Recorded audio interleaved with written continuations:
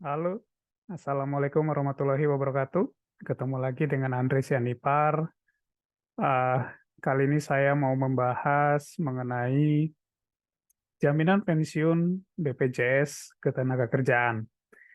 Beberapa waktu lalu, saya sudah membahas mengenai manfaat dari BPJS Ketenagakerjaan untuk jaminan hari tua, JHT, dan jaminan kematian, JKM.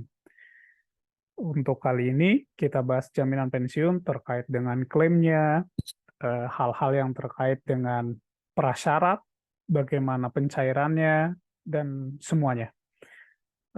Seperti biasa, saya punya bahan materinya, jadi nanti teman-teman bisa lihat dari materi ini untuk dipelajari lebih jauh kalau penjelasan saya kurang detail. Oke, kita mulai ya. Jadi, jaminan pensiun atau biasa disebut dengan JP dari BPJS Ketenagakerjaan. Kita pahami bahwa di BPJS Ketenagakerjaan itu ada beberapa manfaat, yaitu jaminan kecelakaan kerja, jaminan kematian, jaminan pensiun, jaminan hari tua, dan yang terakhir, yang terbaru adalah jaminan kehilangan pekerjaan untuk teman-teman yang kena PHK. Untuk kali ini kita fokus ke jaminan pensiun. Jadi, jaminan pensiun itu sudah diatur di Peraturan Pemerintah Nomor 45 Tahun 2021 mengenai penyelenggaraan jaminan pensiun. Definisinya, jaminan pensiun itu kurang lebih merupakan program perlindungan untuk mempertahankan derajat kehidupan yang layak saat peserta kehilangan atau berkurang penghasilan karena memasuki usia pensiun ataupun mengalami cacat total atau tetap. Kenapa saya highlight di kehilangan atau berkurang penghasilan dan memasuki usia pensiun atau mengalami cacat total tetap? Nanti saya coba jelaskan. Berapa sih iuran jaminan pensiun ini? Jaminan pensiun ini dibayar oleh perusahaan 2% dari gaji dan dibayar oleh karyawan 1% dari gaji. Jadi total preminya atau total iurannya adalah 3%. 2% dibayar oleh perusahaan dan 1% dibayar oleh karyawan. Berbeda dengan JHT, persentasenya itu mengkalinya ke data real dari gaji. Kalau jaminan pensiun ini sedikit berbeda.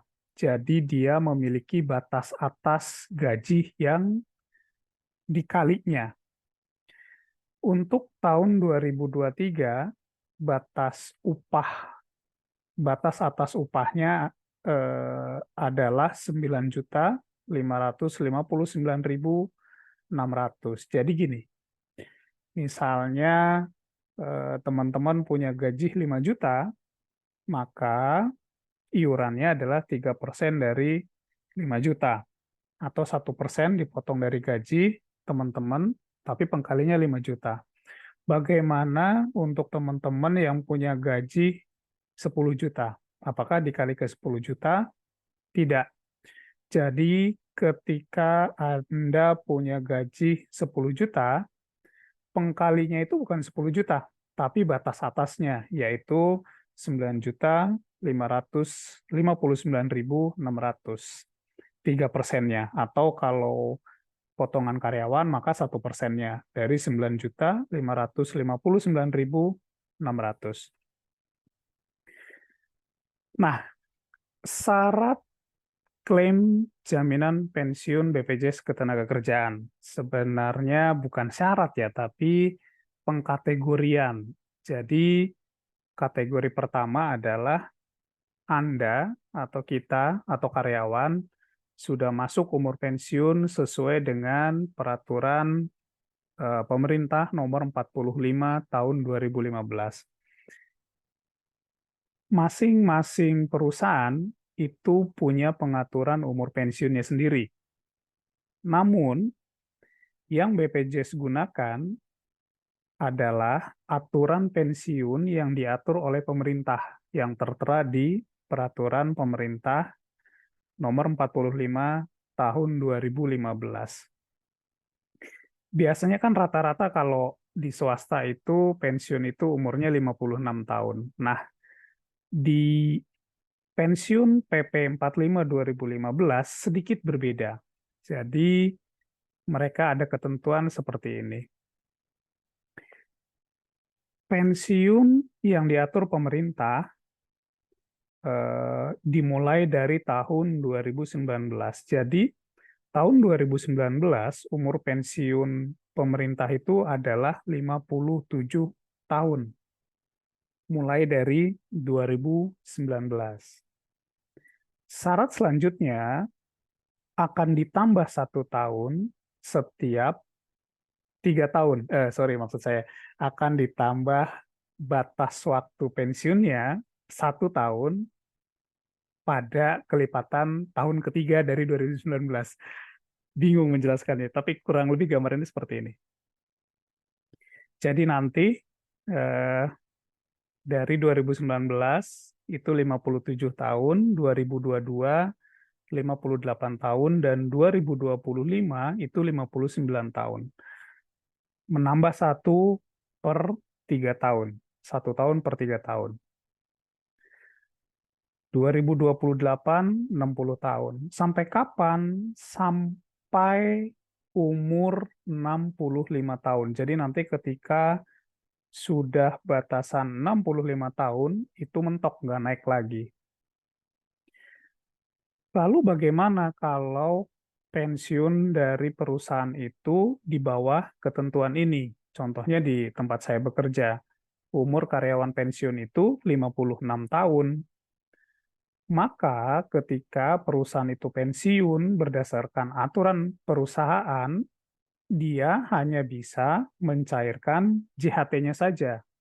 JP-nya belum bisa dicairkan. JP-nya baru bisa dicairkan ketika umur si karyawan tersebut sudah sesuai dengan umur pensiun yang diatur di PP 45 tahun 2015. Ketentuannya seperti ini. Kedua, kategori yang boleh mencairkan jaminan pensiun adalah cacat tetap. Cacat tetap itu artinya karyawan mengalami suatu kondisi di mana eh, fungsi dari tubuh itu sangat berkurang akibat kecelakaan, akibat sakit, atau hal lainnya. Sehingga si karyawan tersebut tidak bisa bekerja lagi. Misal, kecelakaan sehingga, mohon maaf, misalnya kakinya harus diamputasi, sehingga si karyawan tidak bisa bekerja eh, secara normal. Ketika itu terjadi dan ada surat medis dari rumah sakit, maka si karyawan bisa mencairkan klaim jaminan pensiunnya. Itu kedua. Ketiga, kalau si karyawan meninggal dunia, terus gimana dong kalau meninggal dunia? Siapa yang berhak mendapatkan hak dari jaminan pensiunnya si almarhum atau almarhumah? Ketika karyawan meninggal dunia, maka hak-hak klaim jaminan pensiunnya itu jatuh ke beberapa kategori. Jadi ada beberapa kategori.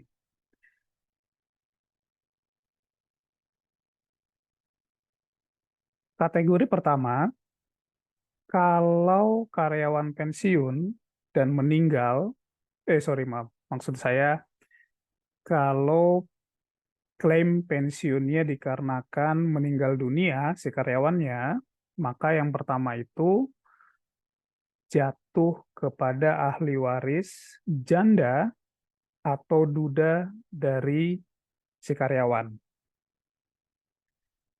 pasangan, suami atau istri. Lalu bagaimana kalau tidak punya pasangan, misalnya bercerai atau sudah cerai mati, eh, turunnya kemana? Selanjutnya, turun ke anak kalau tidak punya ahli waris pasangan, istri atau suami, maka turunnya ke anak. Bagaimana kalau karyawan yang tidak memiliki anak? Maka selanjutnya ada pengkategorian penerima manfaatnya itu adalah orang tua dari karyawan yang meninggal dunia. Betul. Jadi kalau misalnya karyawan meninggal dunia, tidak memiliki pasangan, tidak punya anak, maka hak-hak jaminan pensiunnya jatuh kepada orang tuanya. Bagaimana kalau tidak punya orang tua juga? Maka hak-hak jaminan pensiun tersebut nilainya akan diambil oleh BPJS Ketenagakerjaan sampai dengan nanti ada pihak yang berhak dan mengajukan klaim ke kantor BPJS Ketenagakerjaan. Kurang lebih seperti itu. Sorry. Lalu sebenarnya bagaimana sih bentuk klaim dari jaminan pensiun ini? Ada dua bentuk klaim dari jaminan pensiun. Pertama itu bentuknya adalah klaim sekaligus atau lump sum, dan kedua adalah manfaat dibayar bulanan. Nanti saya coba jelaskan ya seperti apa.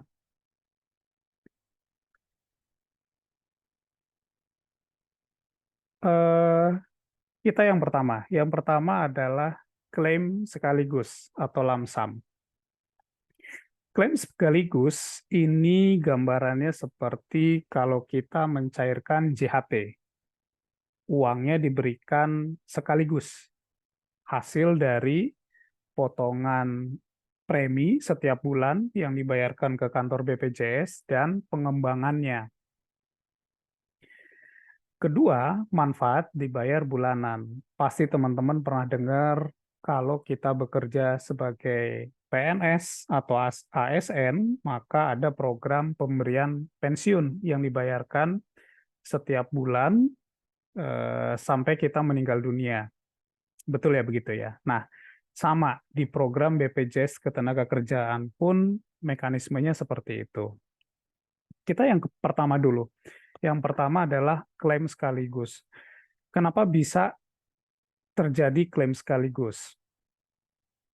Dasarnya BPJS memberikan klaim sekaligus kalau masa kepesertaannya di bawah 15 tahun. Jadi kalau saya punya BPJS Ketenagakerjaan sampai dengan pensiun, ternyata kepesertaan saya belum 15 tahun, maka BPJS akan mencairkan secara sekaligus atau lamsam. Total eh, iuran selama saya bekerja, selama dipotong, kemudian pengembangannya itu akan diberikan satu kali, selesai. Lalu, kalau ternyata kepesertaan saya sudah di atas 15 tahun, itu beda lagi. Pemberiannya diberikan secara bulanan. Tapi ada ketentuannya. Ketentuannya kurang lebih seperti ini. Setiap bulan diberikan, sampai kapan? Kalau peserta, maka sampai peserta itu meninggal dunia.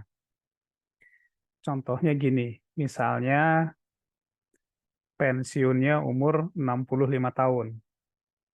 Ketika 65 tahun, maka si karyawan sudah bisa mengklaim jaminan pensiunnya dan akan dibayar terus oleh BPJS Ketenagakerjaan sampai si peserta ini meninggal dunia.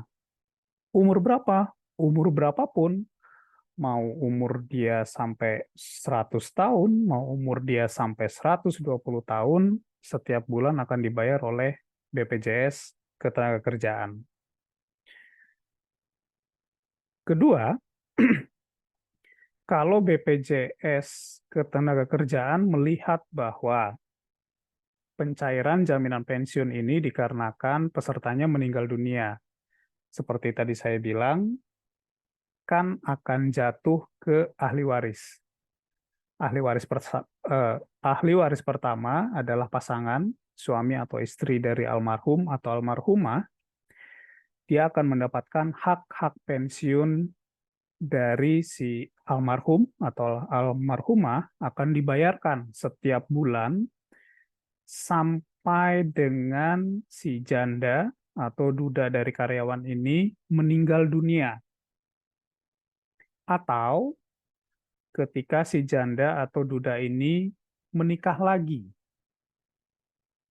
Itu pun manfaat yang diberikan oleh BPJS Ketenagakerjaan tidak 100%, tapi diberikannya adalah 50% dari hak jaminan pensiun bulanan. Contohnya gini, misalnya hak pensiun saya setiap bulan itu 1 juta dari BPJS Ketenagakerjaan. Tapi kalau saya meninggal, maka pasangan saya itu nggak akan mendapatkan 1 juta, tapi 50% dari 1 juta.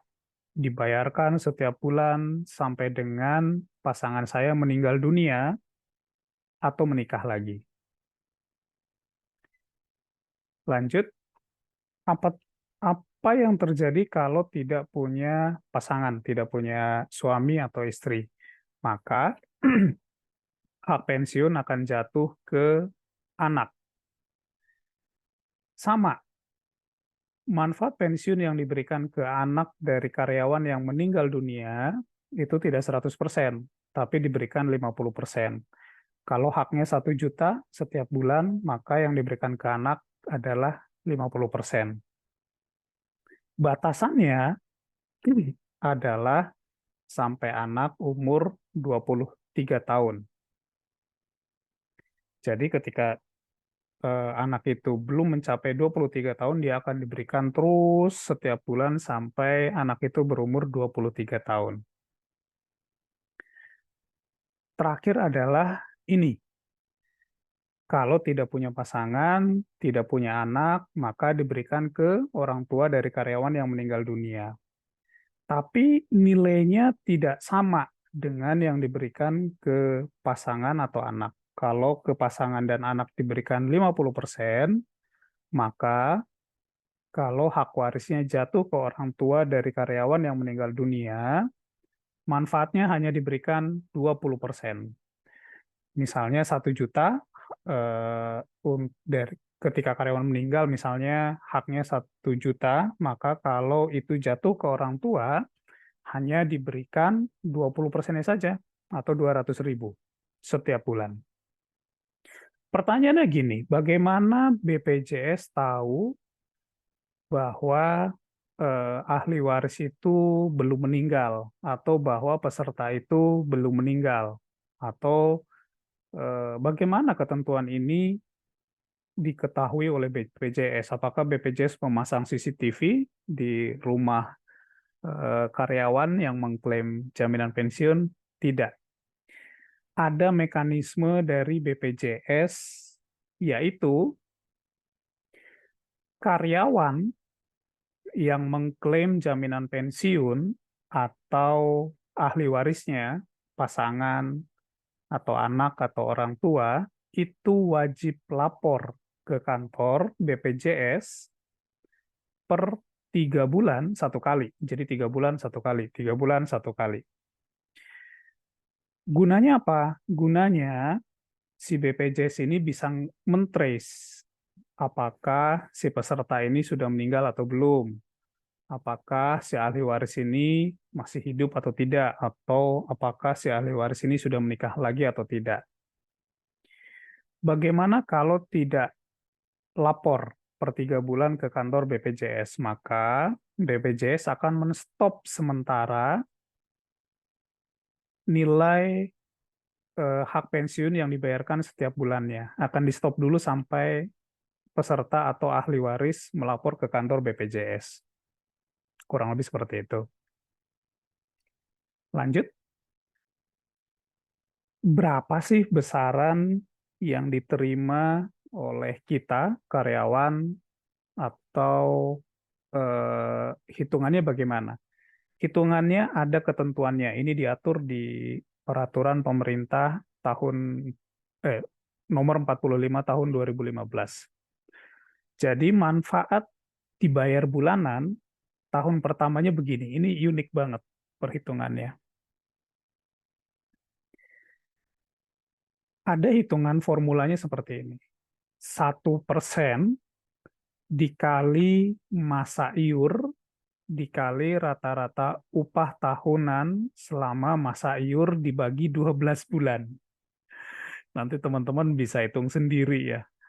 Hitung sendiri seperti apa. Itu berlaku di tahun pertama dari klaim jaminan pensiun.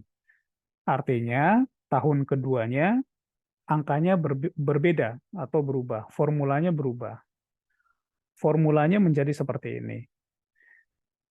Tadi kan sudah dapat nih angka tahun pertama berapa, misalnya 1 juta. Maka tahun keduanya manfaat di tahun pertama dikalikan faktor indeksasi. Faktor ini setiap tahun dikeluarkan oleh BPJS Ketenagakerjaan berdasarkan dari pengembangan, inflasi, dan sebagainya. Jadi ada perhitungan-perhitungan aktuaris di balik indeksasi yang dikeluarkan oleh BPJS. Nah, kita tidak bisa tahu karena setiap tahun angkanya berubah-berubah terus. Untuk diketahui bahwa pertama kali eh, program ini dimunculkan, manfaat terkecil yang bisa didapatkan oleh karyawan yang mengklaim jaminan pensiun adalah 300.000 per bulan atau maksimum 3.600.000 per bulan. Itu yang dibayarkan oleh BPJS setiap bulan ke karyawan. Bagaimana dengan eh, klaim tapi oleh ahli waris, bukan si karyawan. Jadi asumsinya karyawannya meninggal dunia, maka angka ini tinggal dikalikan saja. Kalau ke pasangan 50%, kalau ke anak 50%, kalau ke orang tua 20% dari angka ini. Apakah angkanya berubah terus? Ya, sesuai dengan ketentuan formula tadi, maka manfaat klaim jaminan pensiun setiap tahunnya selalu dievaluasi oleh kantor BPJS Ketenagakerjaan. Menurut saya ini oke lah ya. Ketika kita tidak punya kerjaan, kita dapat gaji seperti layaknya PNS dengan hitungan minimum 300.000 dan maksimum 3.600.000, menurut saya oke lah. Bermanfaat. Tidak besar, tapi bisa kita gunakan untuk hal-hal keseharian kita.